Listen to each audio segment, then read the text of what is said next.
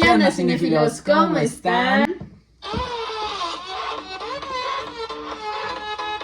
Bienvenidos a un nuevo video en su podcast favorito, Hablemos de Cine. Primero que nada, este fin de semana Tere y yo queríamos ver una película que trataba sobre la Primera Guerra Mundial. Y en una larga búsqueda nos dimos cuenta que en la mayoría, si no es decir en todas, glorificaban la guerra y decían que tenía que haber un héroe. Pero encontramos una que demuestra que la guerra es una farsa, que es bien vista por los ciudadanos de los países porque no saben qué es la guerra, pero que a las naciones solo les importa verse como los buenos o los malos del cuento, donde hasta 15 minutos importan para verse como los superiores ante todas las naciones. Esta película es Sin Novedad al Frente. Antes de hablar de la película, cabe recalcar que trata de la Primera Guerra Mundial de 1914 a 1918 y principalmente se basa en el último enfrentamiento de Francia y Alemania. Esta película está basada en el libro Sin Novedad al Frente por Erich Maria Remarque en el año de 1929. Después la película fue estrenada en el 2020 por Edward Berker, la cual ganó una serie de premios como lo fue Oscar a la mejor banda sonora, mejor diseño de producción, mejor fotografía y la mejor película extranjera. Al inicio de la historia se ve a Paul y a sus amigos emocionados por enlistarse a la guerra, ya que estaban muy emocionados por honrar a su país, ya que estaba bien visto en la sociedad.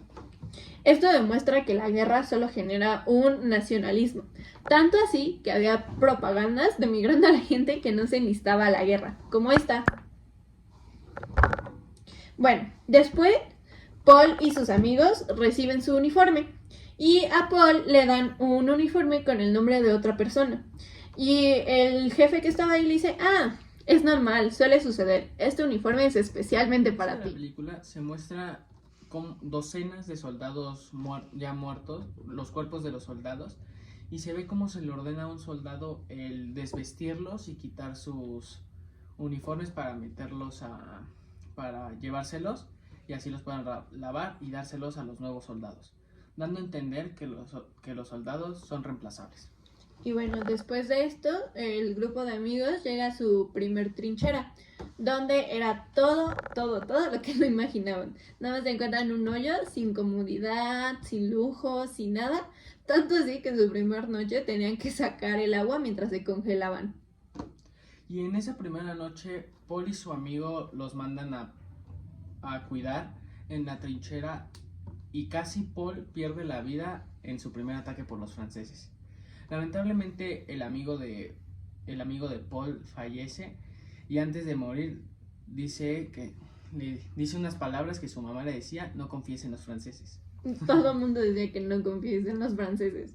Y bueno, después de una serie de sucesos que pasó en la película, solo demuestran que los soldados son peones, que solo quieren regresar a sus casas y a sus vidas, porque no sabían lo que les esperaba. La guerra seguía y ellos tratando de sobrevivir hasta que hubo un enfrentamiento donde se mostró el avance de armamento que tenía Francia, donde se enseñaron los tanques y los lanzallamas. Y ahí fue cuando Alemania se sacó de onda y literalmente se hicieron popó en los pantalones. Fue toda una masacre. Y bueno, durante este fragmento del conflicto, Krop, un amigo de Paul, pone un póster de una mujer, que después de la historia se va a entender algo. Y esto también solo demuestra que los soldados se querían ir a su casa por el afecto femenino que faltaba, porque pues en este tipo de guerra solo estaban los hombres. También mientras estaba todo esto de la batalla, se muestran fragmentos de cómo los líderes de Francia y Alemania trataron de llegar a un acuerdo para que acabe la guerra. Y mientras ellos estaban muy cómodos comiendo y checando lo del firmar el papel, no sabían cuántas vidas se estaban perdiendo en ese mismo momento. No, lo peor es que sí sabían cuántas guerras habían perdido hace unas semanas, pero ellos así súper tranqui diciendo, ¿le elegimos? ¿No lo elegimos? ¿Nos vemos bien? ¿Nos vemos mal? Solo les importaba eso. Pero bueno, a pesar de que sí firmaron y que no firmaron y así, los soldados se enteran que iba a terminar la guerra, pero habían puesto un horario límite, ¿no? Para esto. Y Paul lo iba a terminar solo, porque después de todo este tiempo, pues lastimosamente murieron todos sus amigos, los que conoció ahí y con los que se había metido a la guerra, ¿no? Y entonces el líder alemán, en lugar de decir, no, pues ya acabamos, ya pases, todo tranqui, váyanse a sus casas, como querían los soldados, el líder alemán sale así con sus pantaloncitos en la ventanita mandando, así de, no, pues váyanse a pelear porque Alemania no puede terminar así, Alemania va a terminar peleando para que sean los más honrados a pesar de que termine la guerra. Muchos soldados obviamente se enojaron y literalmente los fusilaron ahí, pero el líder alemán ahí mandó y entonces en lo que se iban caminando de su campamento a la zona de guerra, solo sobraban 15 minutos para que acabara la guerra.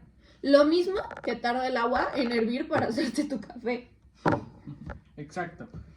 En una de las últimas escenas se ve como Paul está en enfrentamiento mano a mano con un francés en una trinchera en la cual caen y se quedan viendo porque ya no sabían qué hacer, ya no sabían cuánto tiempo quedaba. Ya quedaban segundos. Entonces para ya no matar a otro por segundos, se quedan viendo y sale un francés atrás de Paul y lo apuñala.